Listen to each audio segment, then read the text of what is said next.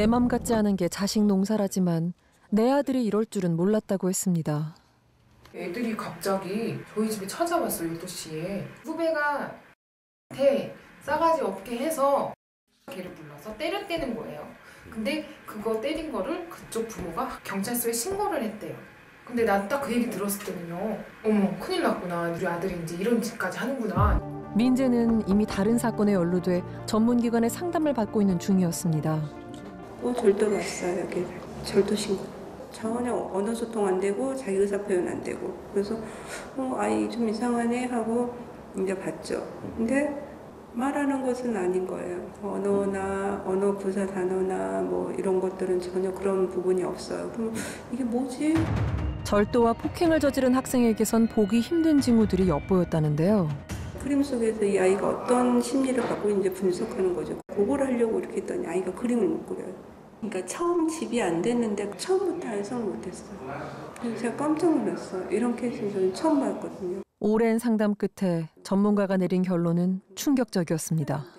이제 그날 제가 어머님한테 경고를 했어요. 이 아이가 우울이 있고 자살 증거 보인다. 아이를 살리시려면 학교폭력을 신고해라.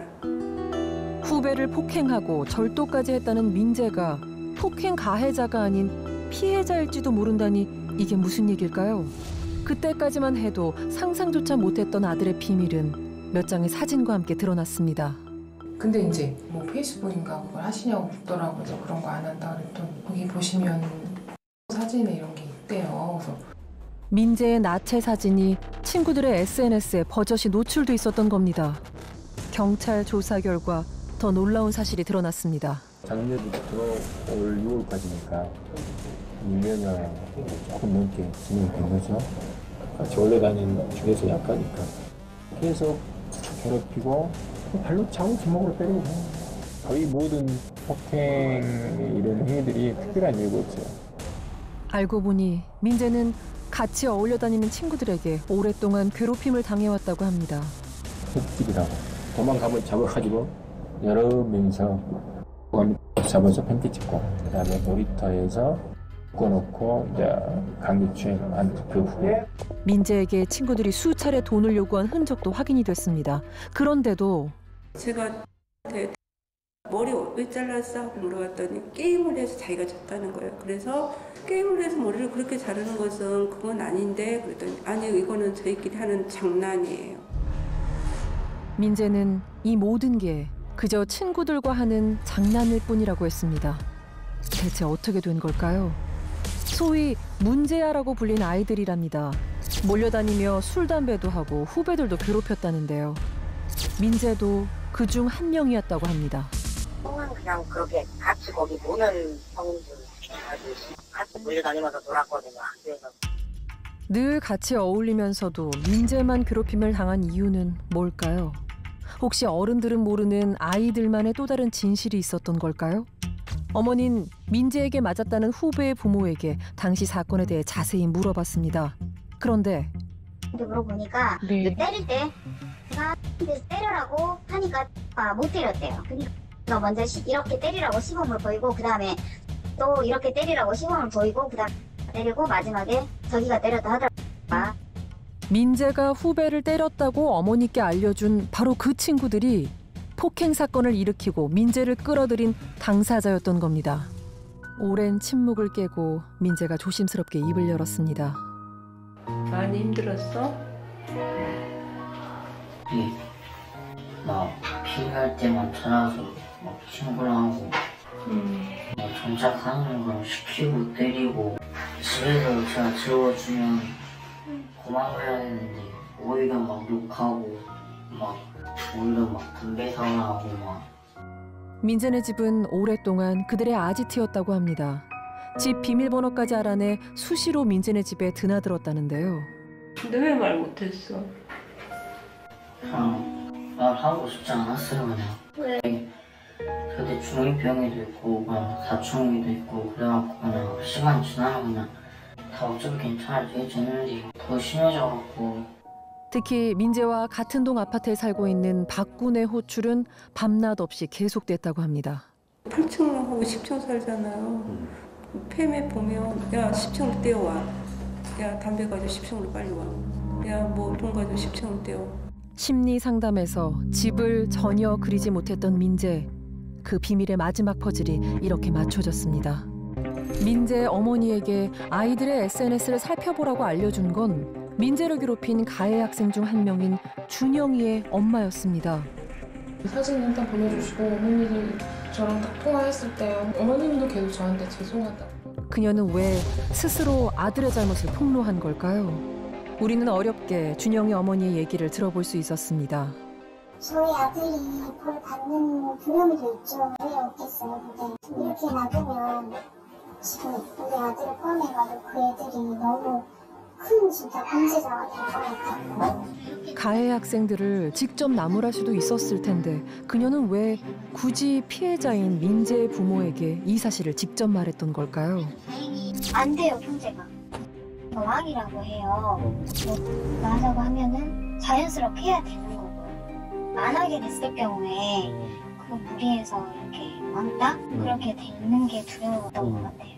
또래의 집단이 되게 무서운 것 같은 생각이 드는 게 그 또래에 어울리려면 본인도 얘들처럼 해야 되고 똑같이 묻어가야 돼요.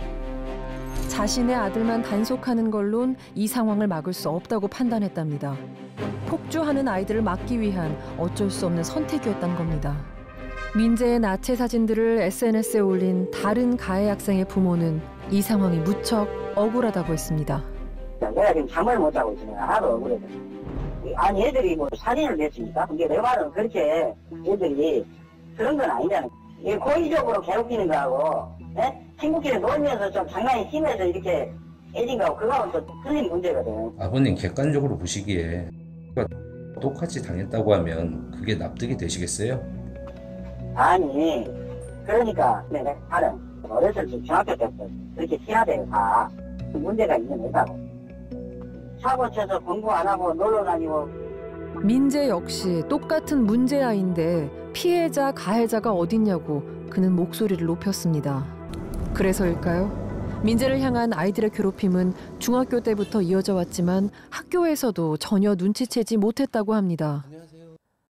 지도자는 아마 힘이 있는 부류라고 느껴서 그랬을지 모르겠지만 본인 자체도 어울리고 싶어 문제될 만한 행동들이 이렇게 발견되지 않았다는 거죠. 어머니가 이상한 낌새를 느끼고 학교 측에 상의했을 때 돌아온 반응 역시 마찬가지였다고 합니다. 학폭이 열려도 좋을 게 없대요. 왜요? 불이익이 간대요. 싸운 거니까. 문제아로 찍혔던 민재의 상처는 누구도 대수롭지 않게 여겼고 그러는 사이 아이들의 행동은 더 위험하고 잔인해졌습니다. 욕실에 나오려고 하는 걸 못 나오고 막고 있는 사진. 뒤에 누가 있어요, 한 명이 더. 이 사진이 찍힌 날은 지난 6월 23일 바로 민재의 생일 파티가 열린 날입니다. 아이들은 특별한 이벤트를 하자며 민재를 모텔로 데려갔다는데요. 그 뒤 민재에겐 차마 입에 담기조차 어려운 일들이 벌어졌습니다. 소변을 본 거지 몸에. 그래서 와 씻으러 들어간 거죠. 그래서 이제 씻고 있을 때 이제 물을 뿌린 게 한 20-30분 있다고. 수치심으로 몸부림치는 민재를 욕실에서 나오지 못하도록 막은 아이들은 즐거운 듯 그 상황을 사진으로 찍어 SNS에 공유했던 겁니다. 이유 없이 특별한 이유 없이 생일빵 본인들도 자연스럽게 때리는 행위들이 계속 지속되고 하다 보니까 이런 죄의식들이 희미해지는 갈수록. 먼 곳으로 이사 온 뒤 처음으로 사귄 친구들이었습니다. 그런 아이들이 자신에게 한 행동들이 괴롭힘이고 폭력이라는 걸 민재는 차마 받아들이지 못했을 거라고 전문가는 말합니다. 개구리를 처음부터 딱 뜨거운 물에 딱 던지면 뜨겁다고 하는데 찬물에 들어간 상태에서 뜨거운 물을 조금씩 넣으면 그거가 뜨거운지 몰라서 거기서 죽게 되거든요. 처음부터 옷을 벗긴 건 아니거든요. 점점 수위가 높아졌다는 거, 그게 문제가 돼요. 저항할 힘도 없고 저항하는 방법도 잘 모르겠고 저항해도 소용이 없다라는, 조금 이상하다라고 생각할 때는 빨리 그걸 이렇게 도움을 얻어야 돼요. 집단 괴롭힘에 가담한 학생은 모두 12명. 그중 6명이 기소 의견으로 검찰에 송치됐습니다. 공동폭행, 공동감금, 공동성괴, 그다음에 성폭력처벌 특심내법 특별법 들어가고 그다음에 공갈 부분. 사건을 주도해왔다는 박 군과 최 군에겐 구속영장이 발부됐는데요. 그러자 가해 학생의 부모들이 민재 어머니에게 연락을 해왔다고 합니다. 누가 이거를 제보했는지 찾고 싶다고 했어요. 누가 얘기를 했는지. 가해자의 차이. 그런 분위기 제가 또 받았거든요. 당사자인 준영 엄마는 오히려 담담했습니다. 이 과정이 좀 힘들긴 하는데 그래도 만약에 나중에 이런 일이 또 생겼을 때 그때도 이렇게 했을까 생각을 해봤거든요. 근데 후회는 안 되더라고요. 진짜 위안을 삼는 건 딱 하나, 진짜 안 죽이고 여기에서라도 멈추고 살았다는 게. 내 아들이 가해자라고 스스로 털어놓은 어머니. 그녀는 믿고 있습니다. 끔찍한 행위를 그저 장난이라 여겼던 내 아이를 진실로 위하는 길은 죄를 덮고 감춰주는 게 아니라 다시는 잘못된 길로 가지 않도록 바른 길을 보여주는 것이라고. 그 첫걸음은 피해자의 마음을 헤아리고 진정 어린 사과를 보내는 일이어야 한다고 말입니다.